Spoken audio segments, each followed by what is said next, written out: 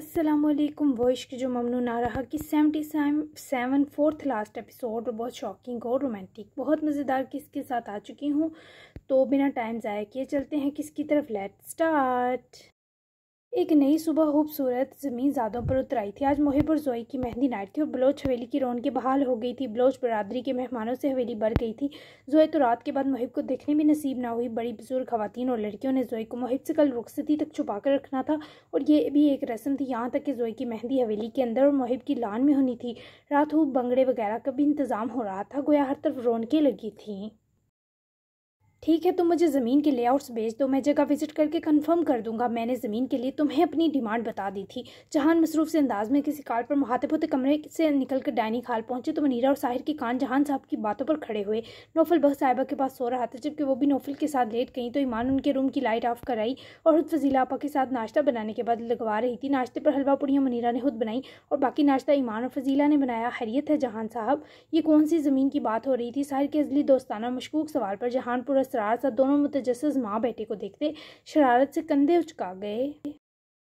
मैं क्यों बताऊं? उनके ऐसे जवाब पर साहिर ने मम्मी को जासूस नज़रों से देखते इशारा किया। मम्मी नज़र रखें इन पर, कहीं दूसरी के चक्कर में तो नहीं आपके प्यारे जहान। साहिर की शिकायती औरतों के रिकॉर्ड तोड़े पर जिस पर मनीरा सीरियस होने के बजाय जैसे हंसी। साहिर के भी दांत निकले। अलबत्ता जहान सब समझ गए कि हल्की हल्की इज्जत हुई है। इन जैसे आफत के परकाले को तुम्हारी मम्मी ही बर्दाश्त कर सकती है मेरी जान। बाकी इस दुनिया की किसी सिनफ नाजुक में ये एबिलिटी मौजूद नहीं। मुनीरा का गुरूर ऐसा था जिसका सब ने सदका उतारा। मुस्कुराती जूस लाती ईमान तक नहीं। ईमान खुद भी साहिर के साथ बैठी तो मौसूफ ने ब्लैक में धमकती खूबसूरत हसीना को आंखों से सराहा तो ईमान ब्लश की। हाँ जहान साहब, आपकी इस कदर प्यारी तारीफ पर दिल में ठंड उतरी है मेरे। वैसे आपस की बात है कि आप इतने वो हैं।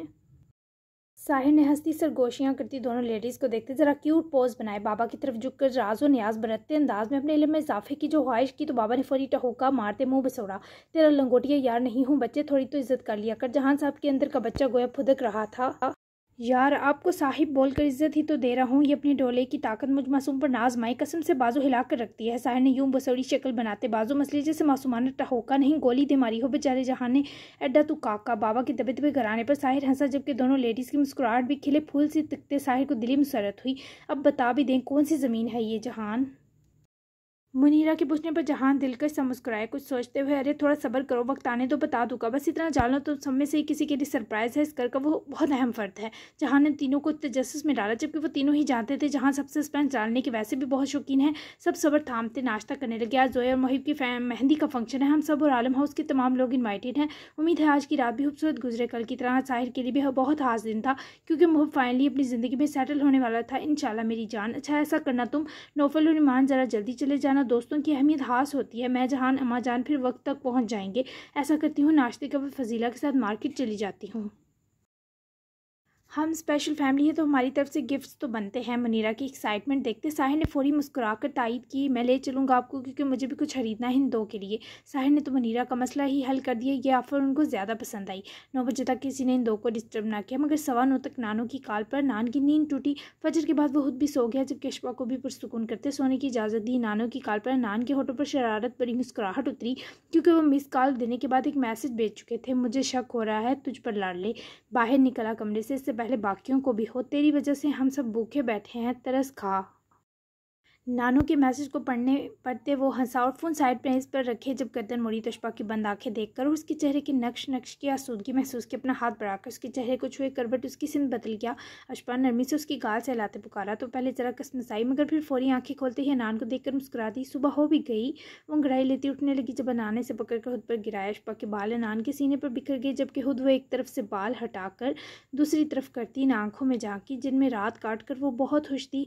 Are you okay now? Ashfa की मुस्कुराहट के बावजूद वो उसके चेहरे के अब तक गुलाबी रंग पर फिक्रमंद था। यस और आप? वो बेख्तियार पूछ बैठी। इशारा नान के डरे दिल की जानिब था। वो शर्मंगेज मुस्कुराया। सुबह की ठंडी फिजा में गुली नर्म हिद्दत जैसी थी अशफा की कुर्बत और उसकी सांसें। तभी तो इस शख्स पर बेख्तियारी का गलबा उतरा। मैं कैसा हूँ तुम्हें बता दिया, समझ जाओ। अगर इजाज़त हो तो अब कुछ कह सकता हूँ। अशफा ने अपनी बिगड़ती सांसों को इस्तवार करते अनान को ध्यान से सुना, मगर इख्तिताम पर फौरी नफ़ी में सर हिलाती उसके सीने में गुम हुई। नो प्लीज़, इस हद तक ठीक नहीं हूँ। उसका लाड बड़ा इनकार अनान की सर आंखों पर था।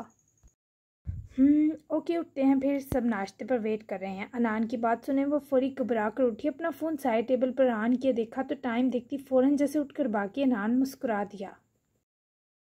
खुद भी मौसूफ शर्ट की सिलवटें दुरुस्त करते उठे जब तक अशफाक कुछ फार्मल मगर स्पेशल पहन कर आई। अनान ने कमरे की बिगड़ी हालत संवार ली। तभी तो अशफाक के रूम में आते ही गुज़श्ता शब की सब हमारी जट जाते दांत निकले। न्यू बेडशीट पर एक सिल्वर तक न छोड़ी गई, जैसे किसी ने प्रेस कर दी हो। चारों तकिए भी बहुत खूबसूरती से सेट थे। साइड टेबल पर कोई इजाफी चीज़ ना थी, यहाँ तक कि ड्रेसिंग पर भी हर चीज़ ऑर्गेनाइज देखकर अशफाक को अनान के अंदर छुपे सुगड़ बंदे पर इतना प्यार आया कि आसमानी रंग के बहुत खूबसूरत से शार्ट कुर्ती शलवार में दुपट्टे से बेनियाज लड़की लपक कर आई और चौड़े सीने में जा सिमटी। आपके अंदर एक सुघड़ औरत छुपी है अनान, मुझे याद है आप बर्तन भी बहुत अच्छे धोते हैं। शरारत में अशफाक को देखकर अनान को दुगनी तसल्ली मिली कि पहले की तरह बिल्कुल पुरएतमाद और ठीक हो गई।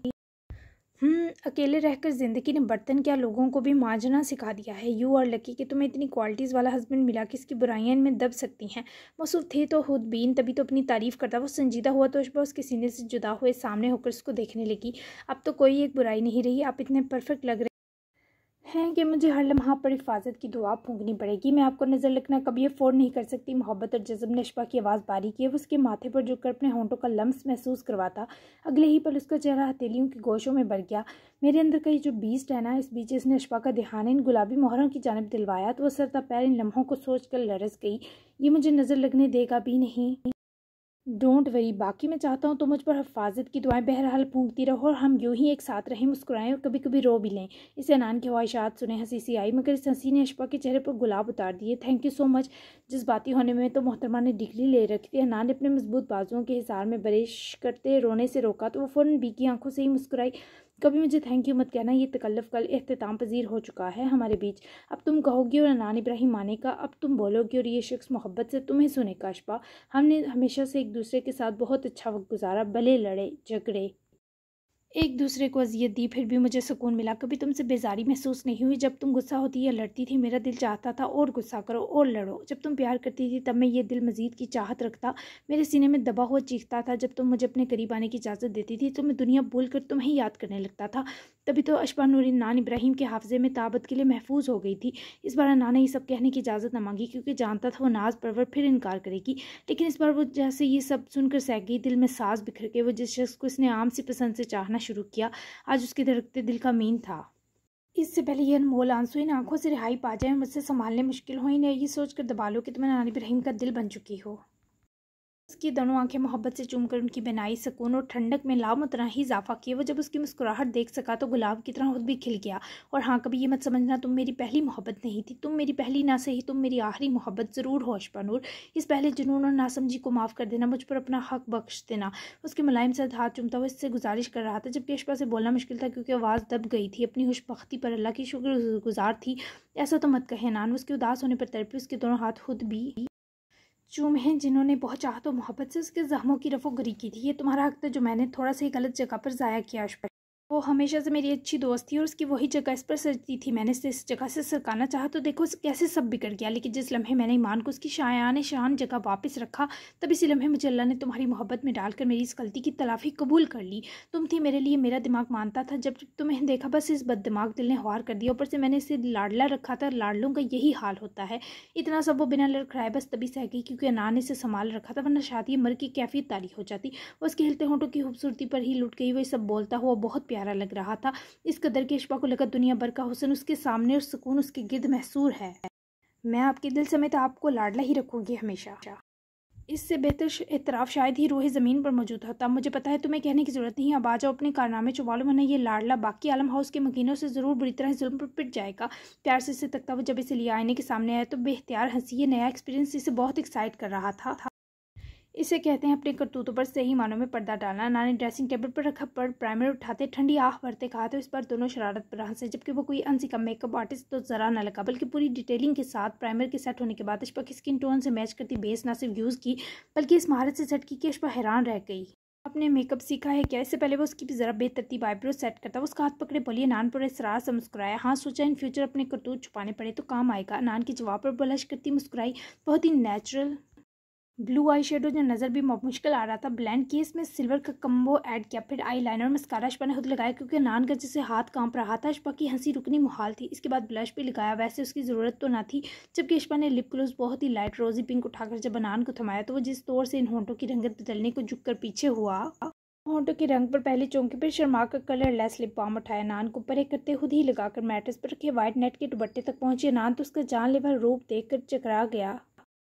या अल्लाह, ये लड़की मैंने अपने हाथों से आफत बना दी। अब मेरी खैर नहीं। जानबूझकर अशफा की घबराहट को अपने चौंचालपन से अनान ने कम किया तो वह हंसकर नजरें झुका गई। अनान ने करीब आ रुकते उसका चेहरा ऊपर को उठाया जो अनान के वजूद से उठती मदहोश करती खुशबू के आगे वैसे ही बेजान होने लगी थी। ये मेरे हाथों क्या हो गया अशफा? वो दीवाने की तरफ बुखलाया। इस गुलाब बनी लड़की की मुस्कुराहट थमने सिमटने पर ना सकी। अनान, हमें बाहर जाना चाहिए प्लीज़। जितनी देर होगी उतनी शर्मिंदगी महसूस होगी। निढाल से लहजे में मुकाबिल की सितम से थकते गुजारिश की। जबकि उसकी गुजारिश को हुक्म का दर्जा देते वो फ़ोन उठाता दूसरा हाथ इस शहजादी की तरफ फैला गया। आपका हाथ पकड़ने से मैं सबसे नज़र बासानी मिला पाऊंगी। फौरी उसका हाथ थामा। तभी तो थमाया है अशफा। नूर राजा उसकी दमकते मुस्कुराते सरापे को गहरी नज़रों में लिए अशफा का हाथ पकड़े। वो खुद भी निकला और उसे भी कमरे से लिए बाहर चला गया। एक साथ बहुत प्यारे लग रहे हो, नज़र न लगे तुम दो को। रोहा ने दोनों को साथ आता देखे आयतल कुर्सी पड़े गायबाना फूंकी। जबकि दोनों के खिले हुए चेहरे हर फर्द के इत्मीनान बने। शुजाल बीबी आज सबके साथ नाश्ता कर रहे थे।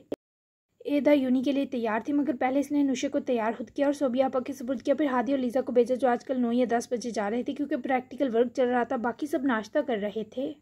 रोहा के मोहब्बत से कहने पर अशफा और अनान ने एक दूसरे को देखा जैसे दिल की था गहराइयों से आमीन कहा हो। आमीन। वैसे आज तुम्हें अशफा को शॉपिंग पर लेकर जाना चाहिए। वैसे भी रात सब इनवाइटेड है। मोहिब की मेहंदी पर तो तुम दो को कुछ स्पेशल तैयार होना चाहिए।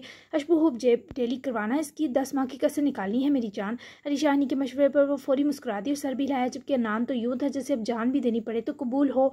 तुम दो का वलीमा अभी तक पेंडिंग है यार। अब जब तुम दो साथ हो सब ठीक है तो मेरा ख्याल है इस फ़र्ज़ को भी निभा लेना चाहिए। पर हुरदार वैसे भी वलीमा सुनत है बच्चे। इस पर ज़ियान ने गुफ्तगू में हिस्सा लिया जबकि अनान ने जिनमानी हेज नज़रों से अशफा को देखा। अशफा ने नज़र चुराते बमुश्किल होंठों को हिसारने वाली शर्मगी मुस्कुराहट छुपाई। मुझे कोई इतराज़ नहीं, आप सब लोग डिसाइड कर लें वलीमे के बारे। अनान के जवाब पर सबके चेहरों पर जो लम्हा पर शरारती सी मुस्कुराहट उभर कर गायब हुई वो सुबह का सबसे हसीन मंजर साबित हुई। नाश्ते के बाद अनान को एक ज़रूरी काम से कहीं जाना था जबकि वो अशफा को रेडी कहने का कह कर गया। इधर भी यूनी जाने के लिए बैग रूम में आई। बैग और चादर लिए जैसे ही रूम से निकलने लगी बुरी तरह सर चकराने पर वो मुश्किल काउच का सहारा लिए बैठी। कितनी देर से लगा ज़मीन हचकोले खाती रही। बुरी तरह सर घूमा। बाहर पोर्च में गाड़ी में बैठे आइस को इसे कॉल करनी पड़ी। क्या हो रहा है? अभी तक सर घूम रहा है। अपने एकदम पीले पड़ते चेहरे को गहरे सांस लेकर बेहतर किए वो ज़रा संभलते ही रूम से निकली। आइस ने इसे कार डोर ओपन करके बैठते देखा तो उसकी फिक्र में फौरी हाथ थामा। आरियो के आइस के पूछने पर वह जबरन मुस्कुराकर सर हिला गई मगर उसके खूबसूरत चेहरे में गुले पीले रंग को देखकर आइस को चैन ना मिला। तुम ठीक नहीं लग रही है कहो तो यूनी से पहले हॉस्पिटल हो आए। आइस के फिर से इसरार पर इदा ने अपने सर को थामा।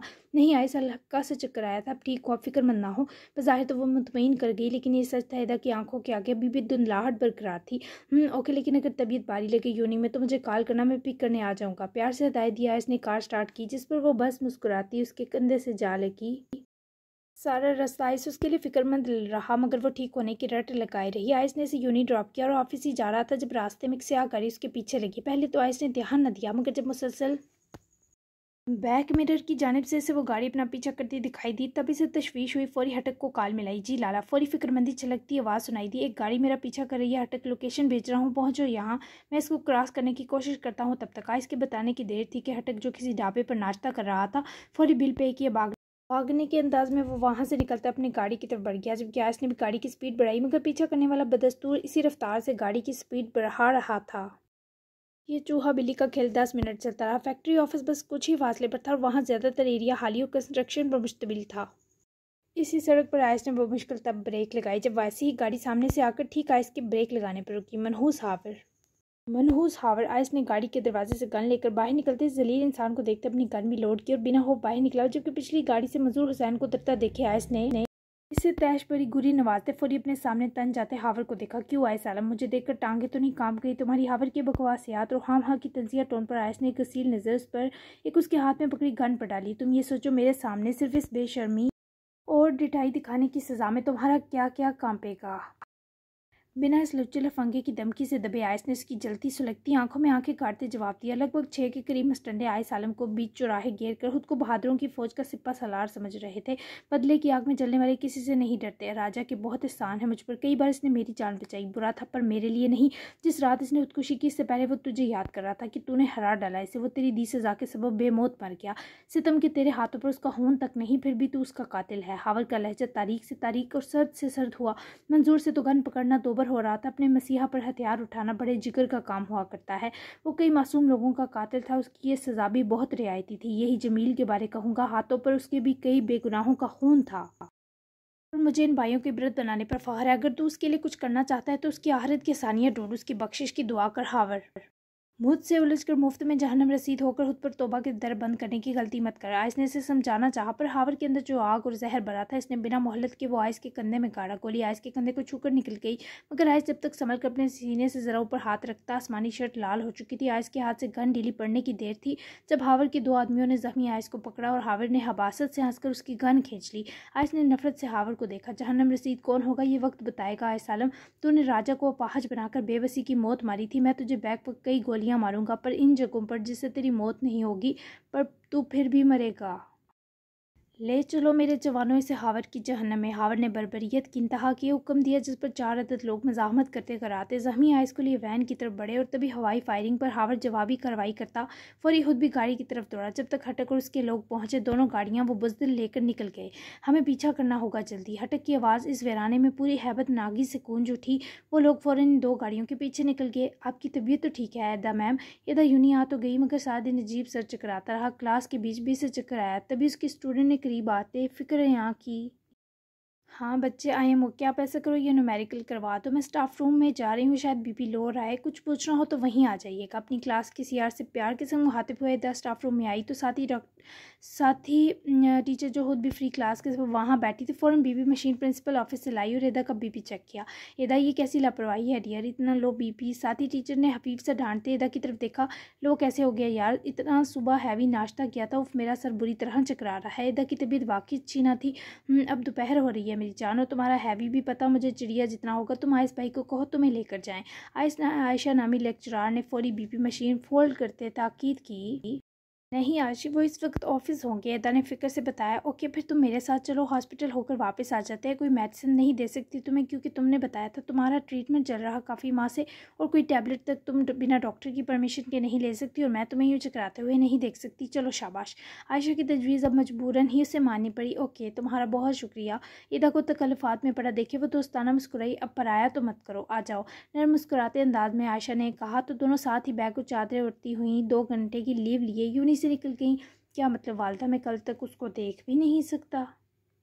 मोहिब के तो पैरों से ज़मीन ही सिरक गई। अमाओं, नानियों, दादियों की जानिब से आती दिल दहलाती डिमांड पर। हाँ ना, सब कह रहे हैं ये रस्म है तुम्हारी और जोई की मेहंदी भी वक्री होनी, फिर जब कल मिलन होगा तो इसकी बात ही कुछ और होगी।